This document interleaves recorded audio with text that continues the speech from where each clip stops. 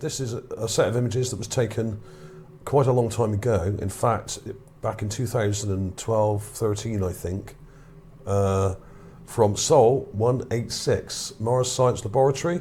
Now, we got a lovely Gigapan here by the master of the Gigapans, Neville Thompson. And what we're looking at today is a crash site. Now, this, to me, looks very much like a crashed aircraft or missile or something very similar. Possibly even a boat, but you can actually see, without doing anything to this, without even zooming in, you can see a nose part here, another part here, another part here, another part here, and it all goes right along further off to the left of this Gigapan, but this Gigapan stops here. There are other images that show more of it going right along in a long row of parts, okay? Actually, I'll just refresh you on this video. Now, this video was one that I mentioned in the previous video. It was called Mars Alien Gun Camera and UFO Wreckage, Curiosity Artifacts, September 2014. So this is quite an old video, but it does show some very good detail on these artifacts that we're going to be looking at today. Okay, and we've got all sorts of crazy things like this with teeth, this object with teeth in it, and this is part of the wreckage we're going to be looking at today, which is this thing, which looks a bit like a gun camera or some kind of mechanical object which has bolts on it. And I spent ages enhancing this back then, very carefully. I picked out all the bolts. So there is detail to be had in these images if you know how to enhance them. You're just going to be careful and sharpen them up very carefully, like I've done here. So this is definitely not a rock. You can see that thing I just showed you here, but you can't see the bolts very well. You can see one there, another one here, another one here. They are there, but they're not very clear in this. You've really got to enlarge the hell out of this. Take a clip, enlarge it, and play around with it, sharpen it up and stuff to get the details out. But if you look at the overall area, it's absolutely covered in wreckage. Here, we have a bent prop here, just here, with blades, it looks like. On the front nose part, I call this the nose cone, we have like a ball-shaped thing here with parts coming off of it, joined to this, and we have all these sections. Now this, I think, is probably either a camera on the front or a guidance, part of the guidance system, like you would get on a missile or something, a guided missile. But having looked at this again today and not looked at this properly for a number of years, I realised that some of this stuff in here may actually be the pilot. Just here we have this, what looks like a hand hanging down here, like a bony arm and a thumb. Now this may not be, of course, this may be pieces of wire and cable, but there does seem to be what looks a bit like a person here, or the remains, the mummified remains of a pilot. There's also a skull here, or something that looks like a skull, may not be, of course, just here. Here's that thing with the teeth on it. So I'm going to show some of these things up close. I've taken some clips, and what I'll do is I'll play with the contrast a bit, see if I can get some more detail out of this. Now, I'm also going to show you, actually before we go any further, some examples of wreckage that I've just got from Google Images here. Now, there was a really interesting post actually that came up on Twitter last night. I was looking at Twitter, and Jimmy Church posted this. Now, Jimmy Church is a very well-known personality in the USA. A lot of you may have heard of him. And he posted this really cool image here. Now, this is from Roswell, the Roswell crash. This is actually a photograph of the Roswell wreckage. Now, does that look like a UFO to you? Doesn't look like one to me.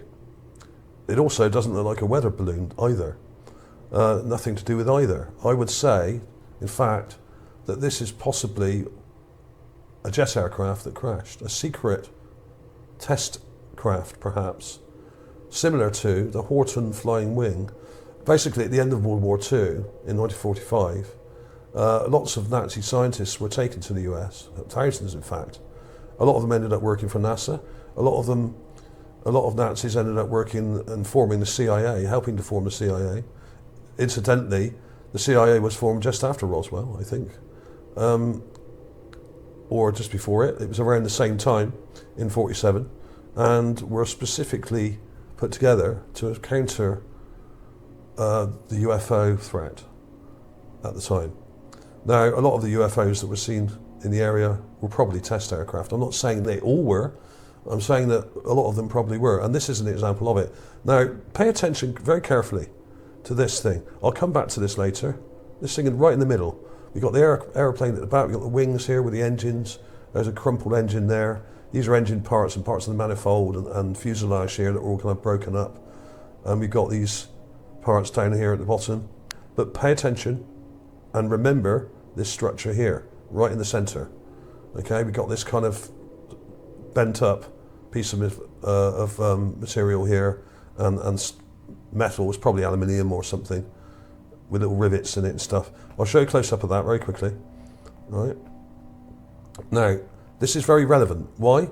Because it's almost identical to some of the records I'm about to show you. Okay, here we go. Now look at this. Look at that shape there. And look at these other shapes.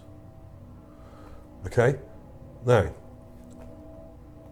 in another video I did back in 2013, 14, now this is Sol 198. Now this is very close to the wreckage we're looking at today. I found this object, and this is called Mirage UFO or Aircraft Escape Capsule. Now what I think this is part of the same wreckage, the main wreckage I'm showing you here, which is in Sol 186. Now this is the main part of the wreckage, missile or plane or whatever it is, here. This is the main part. Now, Sol 198 was obviously taken 12 days later, but it was not very far from here. In fact, it's over this side. And as the rover went along, it looked over here, and there was more wreckage to see in the images, and that's what this is, Sol 198. Okay, and I'm just going to show you very quickly what that is, just here, and this is part of the same wreckage. Now, I called it escape capsule. I don't know if it is. It probably isn't. But also, pay attention to the thing next to it, just here. So I'll show you more. I'll put clips of these things in at the end of the video, like I always do. There'll be clips of everything. But pay attention to this thing here. 1, 2, 3, 4, there's kind of parts to it. It's kind of sticking off the ground. You can see under it. And you've got these parts, okay? Now, unfortunately, that's right on the edge of Sol 198, and we never see the whole thing, apart from in one of the other lower res images, but it's there. And it's very similar to that thing I just showed you, which is the picture that Jimmy Church shared on Twitter last night. Just here. Almost identical. Now, does that mean this is alien? No. Does it mean the wreckage on Mars is from Earth? No.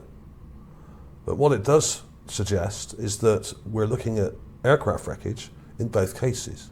It doesn't mean they're built by the same people. I'm not suggesting that. I'm not suggesting that this was magically flown or dropped on Mars, because the wreckage we're looking at on Mars is much older than this, I would say. And this is 1940s, this is late 1940s. I would say the wreckage on Mars is probably older than that. I would say it's probably double that age, but it's hard to say because the conditions on Mars will, like I've said 1,000 times before, preserve things on the surface for probably thousands and thousands of years without them really degrading much. And when you have metal objects as well, they're not really going to wind erode very quickly, and there's hardly any moisture to rust this stuff. And of course, if a lot of this stuff is aluminium or something similar, some other kind of metal alloy, then it may not rust at all. So some of this wreckage we're looking at on Mars may actually be very old indeed, but is in very good shape, considering. So we've got these sections here. We've got this part here, the nose part. We've got this part here, which what looks a bit like it's got someone mummified into it. could be the cockpit area, all smashed up. Now, bear in mind, this is a lake bed, so this has all been covered in mud in the bottom of the lake, and the lake's dried out, okay? So this is in mud encrusted wreckage. So you're not going to see that much shiny metal parts here because it's all covered in clay and sediment. I mean, but some of it is shiny. And we got part of the body here, look. So a cylindrical shaped aircraft, I would say, coming right along here. And we've even got what looks a bit like parts of it with wires and things hanging down and sticking out of it. It's very, very complex and interesting wreckage here. And this thing here with the teeth in it is pretty conclusive, I would say. So these things have all been published before. I published this a long time ago, as I showed you. And it's kind of been forgotten about, really, this thing. And I still think this is one of the best finds. And I think I was the first person to realise or publish this as an actual crashed aircraft or wreckage find. Other people may have spotted it and said stuff about it, but most people were concerned with this thing, which looks a bit like a robot leg. But this is probably part of the wreckage. I would say this is either part of the guidance system or part of the. It might be a gun camera. It might be part of the navigation system. Who knows? There's no way to tell what this actually is exactly.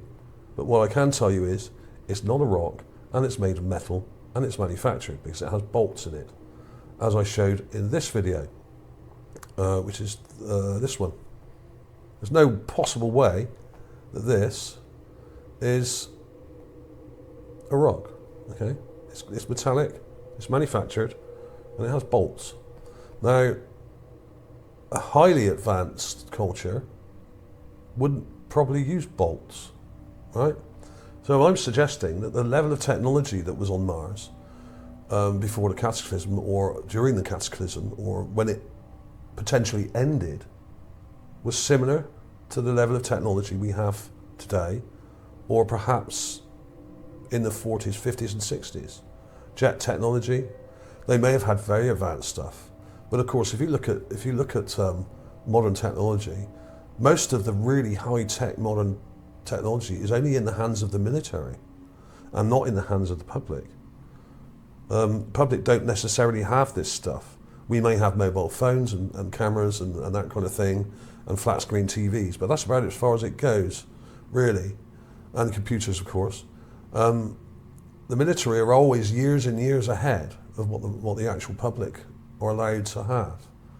And it may be the case that when this area was hit by a cataclysm, that the civilization on Mars was only as advanced as we were in the 1940s or 50s. Okay, and do check out my playlists and look up on my channel a video called Mars 1941, Mars Explosion 1941. That explains a lot of this stuff and how old I think a lot of this stuff is. Okay, so I'll put a link to that at the end of this video as well, on the card links at the end, so you can check that out. Let's look at these images up close. Look at this carefully. Zoom in. You've got this round object here, a bit like that thing I just showed you. Now this is either it's either a camera or part of the guidance system or something. Now this was probably mounted on the front and has come off. Probably a camera on a gimbal. So it's got this kind of round bracket attached to it. So that was probably bolted inside and would look left and right and up and down to guide this thing here to its target, okay? Now I'm not sure what sort of missile this is. It's probably part of a Scud or something similar, I would say, in the Middle East. But look at the wreckage. Look at this wreckage. It's all twisted up. And you've got a cylindrical part to it here, of course. Loads of bits of wire and metal twisted up and broken. Okay? Got the sort of interesting details there. Right? I'll put clips of these in the end anyway, but pay attention to this. Obviously a propeller found in the desert from a wrecked aeroplane, all bent up like it would be. As it came in, it would have hit the ground and bent the ends of the props around like that, you see. Now, there's something right next to this thing on Mars. Now, here's the wreckage, and next to it here, we have what looks like a propeller just here. There's the middle of the propeller. There's one blade. There's another blade. Blade twisted round, and another one coming up like that. Okay, there it is. Just there. We have the end section, what I call the nose, here. And we have it joined to this thing that comes back like that. This is the nose section. Now this may have been on a gimbal as well, or there may have been a camera attached to this or something, or if it was guided, infrared maybe, or if there was a pilot in it, which it looks like there might have been, there may have been a gun or weapon attached to this on a gimbal, like a laser or a cannon or a machine gun, which could have then fired in multiple directions by twisting around like on a gimbal. Okay, you can see the clear section to it. You've got a circular part here.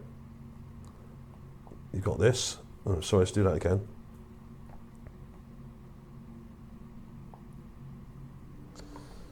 And that's kind of joined to that, which comes back like this, and this kind of comes like that. This is technical stuff. These aren't rocks. This is what I would call a techno-fossil, or a bunch of techno-fossils from a wreck. There's a hole there. And we got here what looks like an arm with fingers, like a hand or something. It may not be. This may be wire. These may be wires hanging down. But this, to me, looks actually now looking at it again. This here looks like a pilot. Just here. Very strange, mummified-looking person. Now that may not be the case, of course. I admit that. But if you look at this, this looks like an arm coming down here, and a thumb there, and fingers like that. All right. So that may not be the case, of course. I may be seeing it wrong, but who knows? There are lots of similar things in the area. And we also have that thing with the teeth on there, just here, with the three teeth, 1, 2, 3. It looks metallic. Part of the fuselage here. Now this is a tube section, but it's been ripped to pieces, split open. So it's kind of all kind of jagged and stuff, but the internal part you can see here, it's curved. It's got a nice curve to it. Here's an old Spitfire that's been dragged out of a lake or river or off a beach, I'm not sure which. It's not a very good quality photograph, but look at the colour, look at the complex, muddy, crappy sort of colour of it. Okay, and you've got all these shapes and bits of wire and parts of the superstructure and stuff showing through, and props all kind of bent and broken. Okay, it's not a great quality photograph that, but that was cool anyway. So I'm going to sharpen this up and see what we can find. Look at these details here. This isn't rock, this is metallic. What we've got to do is sharpen it and it all comes to life. Let's make this a bit smaller. Look at this stuff. Now this is some kind of gimbal here, which means that this is either part of the guidance system, or, like I said, it's like possibly a camera, or a mounted gun would have been on there, like you would get on the front of a helicopter, perhaps, like an Apache. This is mud encrusted wreckage. Sharpen this up. This hand was interesting to me. That looks like a hand, doesn't mean it is. It could be wire, like I said. And these could be legs here. This could be a head, just here. Although it looks very strange, but there does seem to be a nose there. Just there. See that thing there? Just there is what looks like an eye, and a nose, and a mouth. Chin coming round here. But it's all twisted up, and the detail is a little confusing to look at. You've really got to look at this for a while and take your time with it, and just look at it carefully and take your time and just think about it slowly, and not in a hysterical manner like some people in the mainstream seem to do with everything, especially when it comes to Mars. This wreckage here was interesting here. Another metallic part here. And there's those teeth. It's there. All you got to do is sharpen it and out they come. It will get a bit distorted if you over sharpen it. But look at these details. Just because it's the same colour as everything else doesn't mean it is the same as everything else. This is why NASA use the orange filter. It makes everything blend together and look the same. So it's very hard to spot this stuff. Look at this stuff. This is technical wreckage here. And there's some other things over here. There's that. Let's sharpen up this prop here. There he is. It's not until you actually enhance some of these things that they come to life. There you are. Now you can see that that's more like a propeller. But until you sharpen it, it looks pretty much like a pile of rocks. But it isn't. There we are. Look at these details in here. This complex, mud-encrusted wreckage, like I said, in the bottom of a lake that is now dried out, a salt lake. Now, as I said in my previous videos about Lake Natron, if a helicopter pilot actually crashed into Lake Natron in Africa, which is the deadly salt lake there, and got mummified almost instantly because of the minerals and bicarbonate minerals and stuff like that in the lake. He was instantly mummified. So are we looking at a mummified pilot here in part of remains of either a helicopter or an aeroplane or whatever it is? A mummified pilot. Is this mummified remains we're looking at here as well? Mixed in with all this wreckage? Could be. I'd imagine the body would possibly come back this way. You'd assume that a pilot would be sitting, but they may not have done. So I'll see if I can drag more detail out of that in a minute anyway. So I'll put all these clips in at the end. I think the video's gone on long enough now. That is crazy. When you sharpen it, it's absolutely insane what you can see in here. Oh my God. Look at that. Is that a hand? It looks like a hand. One thumb, 1, 2, 3. Yeah, maybe. Sharpen that a bit more. So the key to these images is really to enlarge them, increase the pixel density, play with the brightness, and then sharpen it like this by hand. This is what I do. I don't sharpen the whole image, I just sharpen the bits I'm looking at. And then think, wow, okay, that is definitely something. And then, doesn't that look like a skull or a bit of wreckage there? A lot of this stuff looks very metallic, whereas a rock like that doesn't go really shiny unless you go crazy with it. This stuff goes shiny straight away. You just click on it once with the sharpen tool and it instantly becomes metallic looking. A wrecked aircraft with a pilot, with a nose section, with a middle section here, and I think there's a tail section further over to the left.